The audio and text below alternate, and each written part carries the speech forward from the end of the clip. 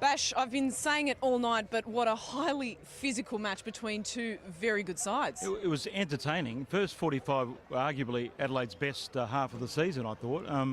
How they weren't two up at the break, I'm not sure. I know, well, 2-1 up at the break. Fabio Ferreira had a wonderful chance, and we know it's like watching a tightrope act, isn't it? They're always about to drop off the wire in defence, but they got it basically right first half, and second half they ran out of gas again, and those mistakes crept in. Franjic was given so much space.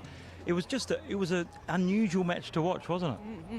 We spoke about, just coming into this, about their playing styles are very similar, obviously, and very highly focused on possession-based football. But do you think that they cancelled each other out? A little bit, yeah, a little bit. And I don't think Mike Mulvey would have been overly happy with Brisbane's performance, and I think he said that to you in the interview. Josip Gombauer's appealed to the press and the fans during the week in Adelaide. They're getting a bit restless about the fact that he's asking for a lot of time to integrate this philosophy, and we know what philosophy it is, but my belief is I don't think they've got the defenders to play that structure at the moment. I think he's going to have to really turn his squad around defensively, and that's exactly why Bruce Gito was brought into the lineup, to hold the ball up and provide that almost that shield and that protection to not turn possession over, and that worked largely in the first half, but there's still a lot of work to do for Adelaide. So you think it's not so much about their playing philosophy and their structure, rather it's a state of personnel? Well, at the moment I believe it is. You can't judge Gombauer on what he's got on the pitch, and I'm not being harsh on all the players, but I just think he needs, Osama Malik's not a ready-made defender. He's a midfielder that has been integrated into that position, and I think they probably need a little bit more quality in the centre.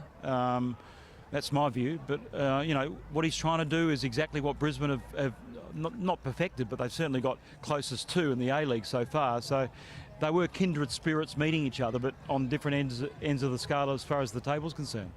All that matters, of course, is the result, but as you predicted, Mike Mulvey wasn't happy with their performance, and Brisbane not starting off the mark traditionally as they do against other teams, particularly against Western Sydney. No, you've got to admire Mike Mulvey's intensity and his expectations. They're championship winning. It's a championship winning attitude, and he's got the players to do it.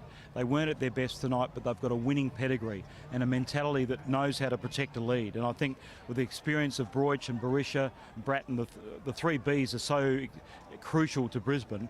But, overall, we've been entertained once again. Lucy, it was a terrific contest, I thought, spectacle. And one final question there, Bash. I mean, how tired are fans going to get of being patient with patience? I mean, Josip Gombauer has admittedly come out and said, we're not going to contest for the title this season. We'll think about that next season. But will there ever come a point where he'll just need to change that philosophy and adapt to the style that's being played in the A-League? Look, here's the bottom line. He is not going to change his philosophy. He will either live or die by his philosophy. It's up to the board to determine whether he's on track to achieve the long-term goals. Whether they give him the time required, well, I haven't got a crystal ball, but it's going to be the most fascinating crystal ball in the A-League, this one. David Bashir, our SBS commentator, thank you so much for joining us here at Coopers Stadium tonight. Back to you guys.